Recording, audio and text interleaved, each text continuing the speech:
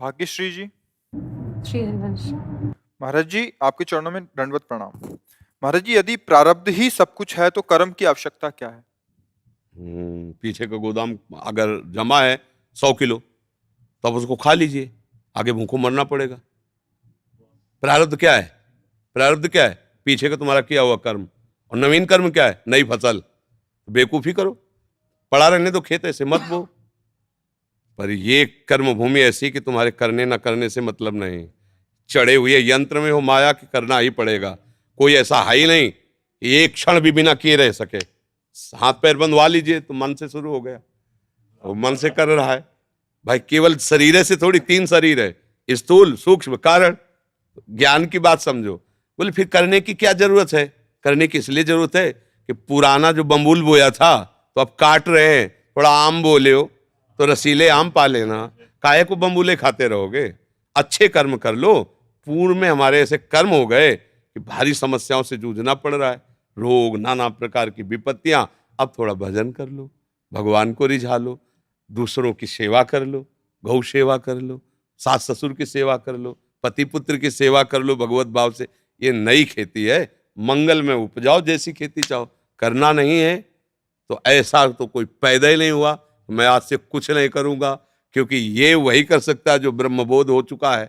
नहीं तो माया 3 गुण है, सतोगुण, रजोगुण, तमोगुण, सब करा लेगी। किसी से हाथ पैर बंधवा के बैठ जाओ कि मैं कुछ नहीं करूंगा, बिना हाथ पैर के भी काम हो जाते हैं। हाँ, काम तो अंदर ही से पहले होता है, बाद में हाथ पैर चलते हैं।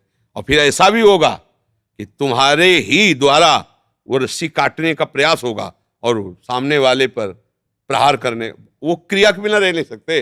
अर्जुन कह रहे हैं कि हम युद्ध नहीं करेंगे, युद्ध तो तेरे को करना ही पड़ेगा। आज्ञा मान ले तो विजय को प्राप्त होगा, अगर नहीं कहता तो जब ये लोग कहेंगे ना धिक्कार तेरे गांडीव को, और क्षत्रिय कुल में जन्मने को धिक्कार, तो तू बैठ ही नहीं पाएगा। फिर तू इनको मारेगा, फिर विजय होगी कि नहीं हम पक्का नहीं कर सकते। अभी हम है कह रहे हैं तो युद्ध कर, तेरी विजय निश्चित है। युद्ध तो करना ही पड़ेगा तुझे। अगर हमारी आज्ञा का पालन नहीं करेगा तो ये करवा लेंगे। जब ये धिक्कार करेंगे ना और ललकारेंगे ना, तो तेरे में क्षमता नहीं कि तू पीठ दिखा के भाग, तू भिड़ेगा ही। कर्म तो करना ही पड़ेगा। मेरी बात मान लो तो कर्म करते हुए मुक्त हो जाओगे, और नहीं तो कर्म करते हुए फंस जाओगे। कर्म तो करना ही पड़ेगा। प्रारब्ध कोई देवता है? तुम्हारा पीछे किया हुआ कर्म है। प्रारब्ध किसे कहते हैं? पीछे किए हुए कर्म के स्टॉक से जो आपका इस जन्म में भोग लिखा है, अच्छा और बुरा दोनों, उसे प्रारब्ध कहते हैं। प्रारब्ध कोई देवता है क्या? कोई भगवान है क्या? प्रारब्ध वो मिटाया भी जा सकता है भजन के बल से। भाई हमारा नया अन्न बढ़िया तैयार हो रहा है तो पीछे वाले को हमें नहीं खाना है तो धीरे से आग लगा देते, खत्म कर। वो दिया सलाई ज्ञान है, वो आग ज्ञान है। ज्ञान प्रकट हुआ, सब कर्म संस्कार भस्म हो गए। नहीं तो किसी का मोक्ष ही ना हो, कोई भगवान को प्राप्त ही ना हो, इतने जन्मों के पाप जमा है। तो भाई इसमें तो चलना सकी ऐसे ही पड़ेगा। समझ में आ रहा है?